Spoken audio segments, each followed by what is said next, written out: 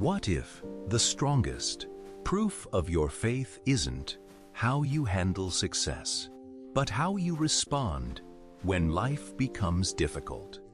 Come and join me. Kingdom believers should possess an implicit faith, a whole-souled belief in the certain triumph of righteousness.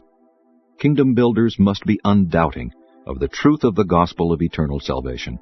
Believers must increasingly learn how to step aside from the rush of life, escape the harassments of material existence, while they refresh the soul, inspire the mind, and renew the spirit by worshipful communion. God-knowing individuals are not discouraged by misfortune or downcast by disappointment. Believers are immune to the depression consequent upon purely material upheavals. Spirit livers are not perturbed by the episodes of the material world. Candidates for eternal life are practitioners of an invigorating and constructive technique for meeting all of the vicissitudes and harassments of mortal living. Every day a true believer lives, he finds it easier to do the right thing.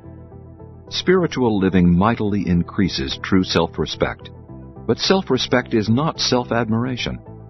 Self-respect is always coordinate with the love and service of one's fellows. It is not possible to respect yourself more than you love your neighbor. The one is the measure of the capacity for the other. As the days pass, every true believer becomes more skillful in alluring his fellows into the love of eternal truth. Are you more resourceful in revealing goodness to humanity today than you were yesterday? Are you a better righteousness recommender this year than you were last year? Are you becoming increasingly artistic in your technique of leading hungry souls into the spiritual kingdom? Are your ideals sufficiently high to ensure your eternal salvation, while your ideas are so practical as to render you a useful citizen to function on earth in association with your mortal fellows?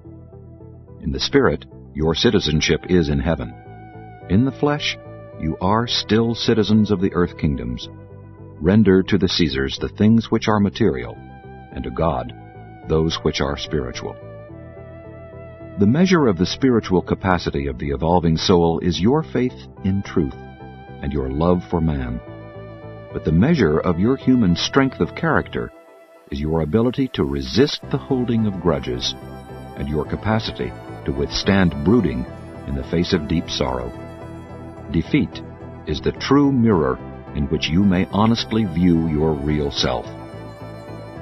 As you grow older in years and more experienced in the affairs of the kingdom, are you becoming more tactful in dealing with troublesome mortals and more tolerant in living with stubborn associates? Tact is the fulcrum of social leverage, and tolerance is the earmark of a great soul. If you possess these rare and charming gifts, as the days pass you will become more alert and expert in your worthy efforts to avoid all unnecessary social misunderstandings.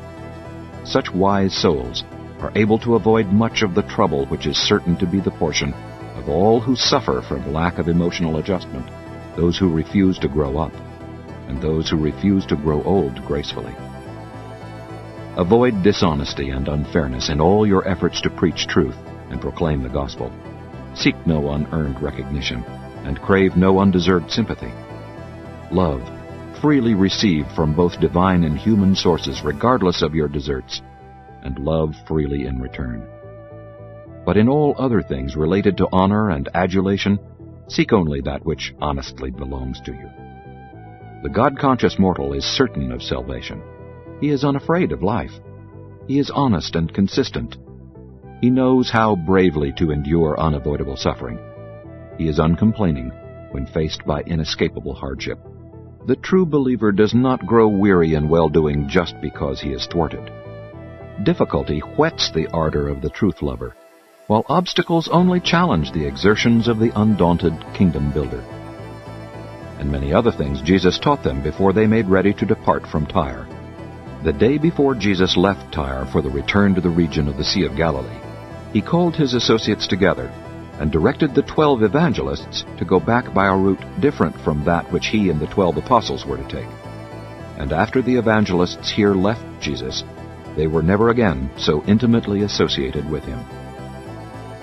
6. The return from Phoenicia. About noon on Sunday, July 24, Jesus and the 12 left the home of Joseph, south of Tyre, going down the coast to Ptolemais. Here they tarried for a day, speaking words of comfort to the company of believers resident there. Peter preached to them on the evening of July 25. On Tuesday they left Ptolemais, going east inland to near Jotapata, by way of the Tiberias road. Wednesday they stopped at Jotapata and instructed the believers further in the things of the kingdom. Thursday they left Jotapata, going north on the Nazareth-Mount Lebanon trail to the village of Zebulun, by way of Ramah. They held meetings at Ramah on Friday and remained over the Sabbath. They reached Zebulun on Sunday the 31st, holding a meeting that evening and departing the next morning.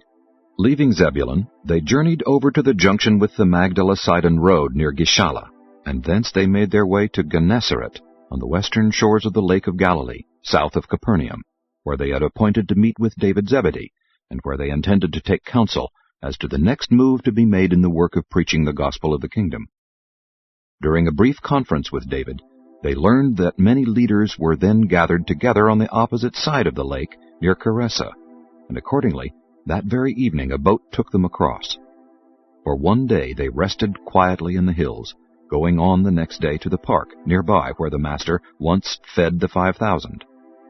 Here they rested for 3 days and held daily conferences, which were attended by about 50 men and women, the remnants of the once numerous company of believers resident in Capernaum and its environs. While Jesus was absent from Capernaum and Galilee, the period of the Phoenician sojourn, his enemies reckoned that the whole movement had been broken up, and concluded that Jesus' haste in withdrawing indicated he was so thoroughly frightened that he would not likely ever return to bother them. All active opposition to his teachings had about subsided. The believers were beginning to hold public meetings once more, and there was occurring a gradual but effective consolidation of the tried and true survivors of the great sifting through which the gospel believers had just passed. Philip, the brother of Herod, had become a half-hearted believer in Jesus, and sent word that the Master was free to live and work in his domains. The mandate to close the synagogues of all Jewry to the teachings of Jesus and all his followers had worked adversely upon the scribes and Pharisees. Immediately upon Jesus removing himself as an object of controversy, there occurred a reaction among the entire Jewish people. There was general resentment against the Pharisees and the Sanhedrin leaders at Jerusalem. Many of the rulers of the synagogues began surreptitiously to open their synagogues to Abner and his associates, claiming that these teachers were followers of John and not disciples of Jesus. Even Herod Antipas experienced a change of heart, and on learning that Jesus was sojourning across the lake in the territory of his brother Philip, sent word to him that while he had signed warrants for his arrest in Galilee, he had not so authorized his apprehension in Perea, thus indicating that Jesus would not be molested if he remained outside of Galilee. And he communicated this same ruling to the Jews at Jerusalem.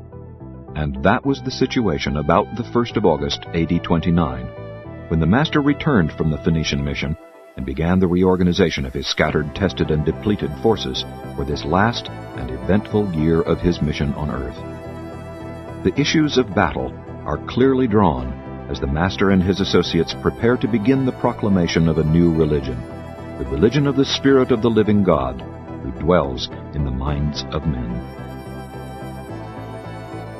So here's the question.